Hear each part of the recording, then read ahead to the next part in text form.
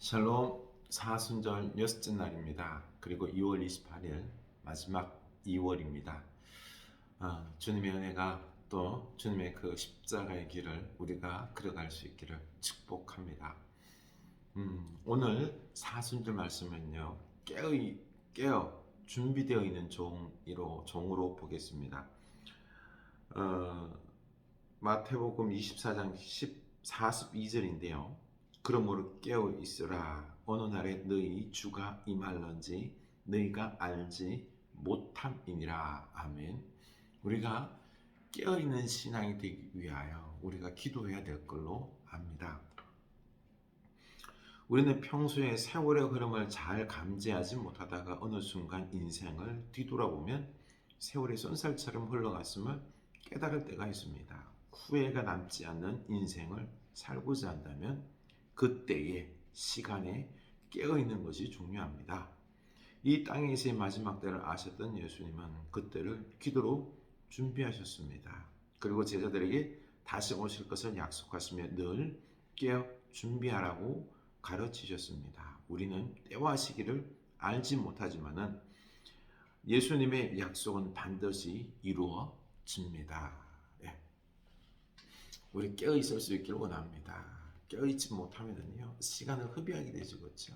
시간만 쏜살같이 가고 후회만 남는 그런 인생이 되어서는 안 되겠습니다.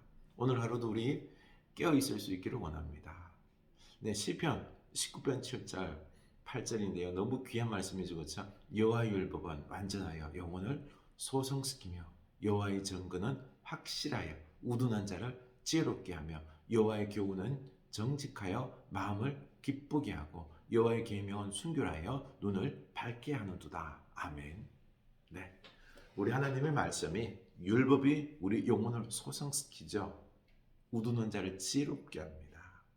그리고 기쁘게 우리 마음을 기쁘게 하고요. 우리의 눈을 밝혀줍니다. 우리 말씀으로 우리의 영혼이 오늘도 또한 소성케 되고 밝게 되고 기쁘게 될 줄로 믿습니다. 네, 마태복음 14장 22절 이하입니다. 마태복음 14장. 예수께서 즉시 제자들을 재촉하사 자기가 무리를 보내는 동안에 배를 타고 앞서 건너편으로 가게 하시고 무리를 보내신 후에 기도하러 따로 산에 올라가시니라.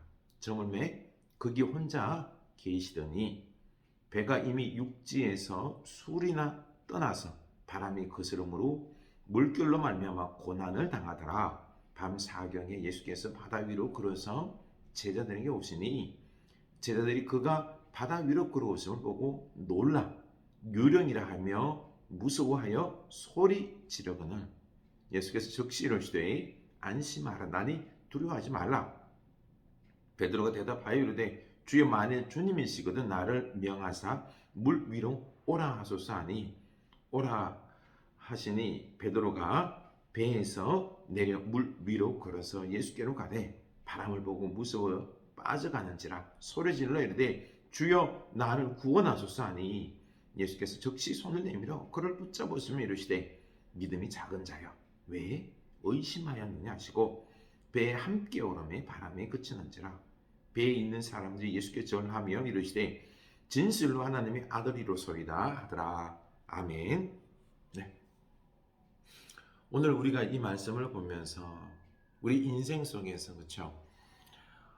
풍랑이는 고난 속을 살아갈 때가 있습니다. 어떻게 우리가 이 풍랑을 고난을 이겨낼 수 있을지 우리가 이 하나님의 말씀을 통하여 지혜와 믿음을 얻어야 될 줄로 압니다. 보면은요, 이제 또 예수님은 기도하고 계셨고요. 제자들은 배를 타고 이 갈릴리 호수를 건너고 있었습니다. 보니 물결로 말미암아 고난을 당하더라라고 있습니다. 25절 보면 밤 사경에 예수께서 바다 위로 걸어서 제자들에게 오시니 그렇습니다. 우리가 삶을 살다 보면요 물결, 풍랑이는 이런 고난의 시기를 건널 때가 있습니다. 이때 우리는 이 고난 풍랑일 때 막 고통스러워하죠, 그렇죠? 밤 사경에 너무 어둡고 길이 안 보이는 거죠. 언제 끝날런지 답답하고 힘든 것도 힘든 거지만은요, 깜깜하여서 어찌할 바를 모릅니다. 어떻게 가야 될지, 언제 끝날지 몰라서 우리가 답답한 경우, 이 심리적 고통이 우리를 더 힘들게 할 때가 있습니다. 또 이때 우리가 믿음으로 감당하면 되는데요.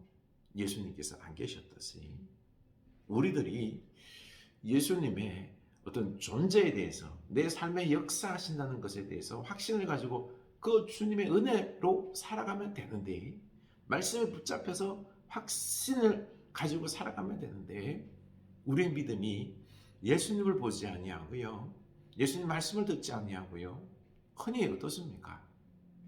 이 어렵고 고통스러운 현실에 우리가 막 휘둘려요. 답답해합니다. 깜깜해서 아무것도 안 보이니 어찌할 바 몰라 합니다. 참, 우리가 여기서 이 휘말려서 살아가서는 안 된다라는 거죠. 보니요, 예수님께서 지금 제자들에게 오고 있습니다. 예수님은요, 우리 삶 속에 찾아오십니다. 고통스럽고 두려움에 떨고 있는 우리들을 찾아옵니다. 갈 바를 몰라 방황하고 있을 때 주님은 우리를 찾아옵니다.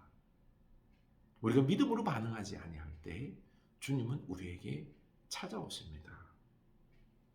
이때 보면은요, 26절 보면 제자들이 그가 바다 위로 걸어오심을 보고 놀라 유령이라 하며 무서워 소리 지르거나, 예수님이 와도요, 예수님을 못 보는 경우가 있습니다. 우리 믿음이 없다 보면은요, 예수님께서 역사하시는 그 은혜가 있는데요, 예수님께서 역사하시고자 하는 어떤 증거들, 내가 역사한다, 사람을 통하여서든 아니면 누굴 어떤 환경을 통하여서든 하나님께서 역사하심을 보여주는 어떤 그런 사건들이 일어나요. 그런 것들 봄에도 불구하고 못 봐요. 도리어 깜짝깜짝 놀랍니다. 저것이 또 내게 또 문제거리가 되면 어떻게 할까? 그 귀한 이 하나님의 말씀을 들고 와도, 어떤 귀한 사건이 일어나도 저게 도리어 더 나를 힘들게 하면 어떻게 할까라고 하는 두려움에 하나님을 보지 못하는 거죠. 참 안타깝죠. 그럼에도 불구하고 예수님은 우리를 찾아오십니다. 여러분, 예수님을 보셔야 됩니다. 예수님을 보시고 예수님 음성을 듣고 그 손을 붙잡아야지 이 고난을 우리가 이겨나갈 수 있는데요. 그저 우리를 구하러 오시는 주님을 역사를 일으키시기 위해서 어떤 사람을 보내든지 상황을 만드는데도 불구하고 그걸 깨닫지 못하고 도리어 두려워하고 원망해서는 안 된다는 것입니다. 여러분, 주님은 우리를 찾아오십니다. 절대로 홀로 두지 않습니다. 그러니 주님을 보시기 바랍니다. 주님만 볼 수 있기를 원합니다. 이게 열쇠입니다. 자, 26절에 보면은요, 제자들이 그가 바다 위로 걸어오심을 보고 놀라 유령이 하여 무서워 하여 소리 지르거는, 예수께서 즉시 이르시되 안심하라, 나니 두려워하지 말라. 베드로가 대답하여 이르되 주여, 만일 주님이시거든 나를 명하사 물 위로 오라 하소서 하니. 아멘. 예수님께서요 말씀하시죠, 그렇죠? 내니 두려워 말라. 예수님 말씀을 들어야 돼요. 두려워 떨면서 예수님의 오심에도 불구하고 모르는 그런 삶이 되어서는 안 됩니다. 내게 말씀하시는 우리 주님의 음성을 들을 수 있기를 원합니다. 그리고 베드로처럼요, 담대하게, 우리가 여기서 자꾸 재면 안 돼요. 예수님이 오시고 예수님 말씀을 우리가 듣고 했을 때 그때 믿음으로 바로 반응해야 되는 것입니다. 이 베드로처럼 주님이심을 믿고 주님께서 나와 함께 하심을 믿고 역사를 베풀어 주실 줄로 믿고 배에서 내려 물 위로 걸어 예수께로 가되, 주님이시거든 나를 물 위로 걸어오라 명하소서. 주님 말씀을 듣고 베드로가 첨벙 뛰어들어서 물 위로 걸어갑니다. 하나님 보고 하나님 말씀 듣고 순종하고 믿음으로 반응할 때 있죠. 그렇죠? 그때 역사가 일어나는 겁니다. 믿음으로 반응해야 되는 것입니다. 여러분, 우리 믿음으로 반응할 수 있길 원합니다. 어때? 믿음으로 반응합니까? 그런데 그 다음 보면은요, 30절이죠. 바람을 보고 무서워 빠져가는지라 소리질러 이르되 주여 나를 구원하소서 하니. 그래요. 하나님의 역사가 이제 일어나고 있습니다. 그런데 삶의 상황이 어렵고 또 너무 고통스러워서 무서울 때가 있습니다. 의심이 들 때가 있습니다. 예수님께서 바로 말씀하시죠. 그렇죠?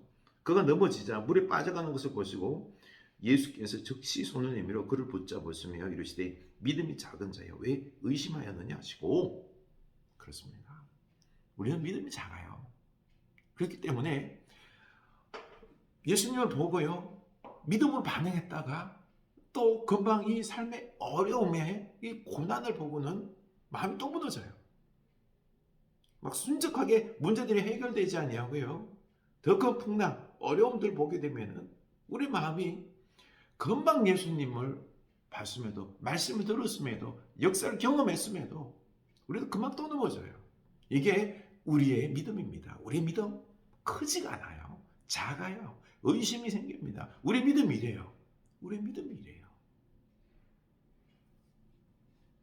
그러나 우리 주님께서는 우리를 버리지 않습니다. 예수님께서 즉시 손을 내밀어 그를 붙잡으시며 우리 주님 우리를 붙잡으세요. 여러분, 내가 주님을 붙잡는 게 아니에요. 우리 주님이 나를 붙잡습니다. 우리 주님이 나를 꽉 붙잡고 계시면, 나를 꽉 붙잡고 계시면, 주님의 그 크시고 영원하신 팔이 나를 꽉 붙잡고 계심을 믿으시기 바랍니다. 그래서 우리가 이 고난을 이기고 승리할 수 있는 것입니다.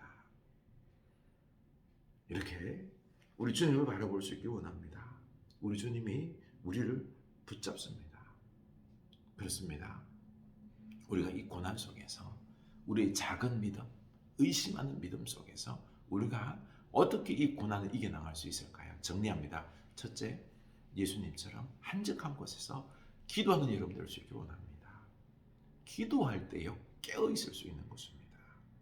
여러분, 주님과 깊이 대화할 수 있는 이 깨어 있는 시간들을 늘 우리가 담보할 수 있기 원합니다. 우리 아침마다 깨어서 기도하듯이요 늘 깨어 기도하는 습관을 들이시기 바랍니다. 두 번째는요, 주님을 부르시기 바랍니다. 베드로처럼요, 주님 오시면은요, 주님을 부르고 믿음으로 반응할 수 있기 원합니다. 믿음으로 반응할 수 있기 원합니다. 단순해야 돼요. 자꾸 머리를 굴리면 안 돼요. 예수님 말씀이다. 예수님이 함께 하신다. 단순한 마음으로 믿으시기 바랍니다. 세 번째는요, 우리가 의심할 수 있어요. 다시 일어서야 됩니다. 다시 일어서야 됩니다. 그리고 다시 우리 주님께서 우리 손을 붙잡고 계시면 우리가 의심하고 믿음에 적어서 어려운 상황을 보고 다시 넘어져도요 주님이 나를 붙잡고 계시는 이 손을 보시고 다시 일어서는 여러분들 되시기를 원합니다. 이것이 풍랑을 고난을 이기는 승리하는 믿음의 비결입니다. 모두 다 승리하시기를 축복합니다.